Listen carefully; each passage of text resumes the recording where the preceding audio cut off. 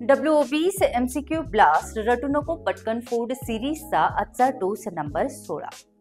Question आहे नीट 2025 चा. Chapter आहे स्ट्रक्चरल ऑर्गनायझेशन इन ॲनिमल्स आणि टॉपिक आहे फ्रॉग. MCQ ब्लास्ट सिरीजच्या मागचा आपला तात्पर्य आहे की आपल्याला NCERT नीट साठी लाईन बाय लाईन प्रिपेअर करायची आहे आणि त्याचा प्रूफ म्हणजे हा क्वेश्चन सुद्धा आहे. Question directly line by line मधून आलेला आहे NCERTच्या.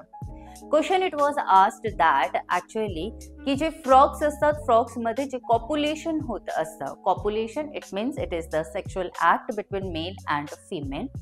सो हे जे कॉप्युलेशन होतं तर कॉप्युलेशनसाठी एक कॉप्युलेटरी पॅड असतो.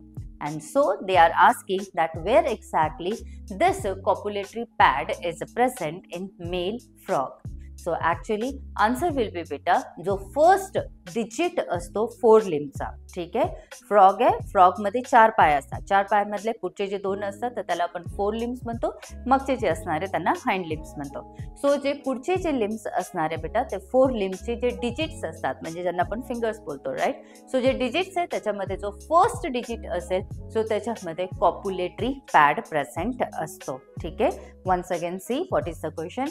Question it is actually which of the following statements is correct about location of what male frog copulatory pad. So सगळ्यात पहिले की जो कॉप्युलेटरी पॅड असतो तो मेल फ्रॉग मध्येच प्रेझेंट असतो, फिमेल मध्ये नसतो.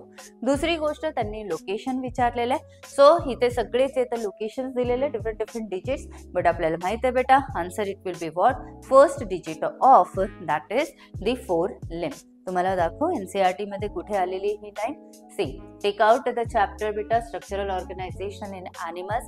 In that take out the frog topic. In frog again go to the anatomy. अनाटॉमीच्या वरती यू कॅन सी बेटा ही जी लास्ट लाईन अनाटॉमीच्या वरच्या पॅरेग्राफ मध्ये दिलेले आहे, लास्ट लाईन आहे, that is male frogs. You can see me underline केलेले mail frogs आहे and they are having what copulatory pad on the first digit of 4 limb. काय लक्षात आलंय की नीट साठी तुम्ही प्रिपेअर करताय. 2 वर्ष आपण मेहनत करतो बेटा नीट साठी आणि सगळ्यात मॅक्झिमम वेटेज जो येतो तो बायोचा असतात. बायोचा पेपरचं जर प्रिपरेशन तुम्ही प्रॉपर केलं तर ऑफकोर्स मार्क्स मिळतात.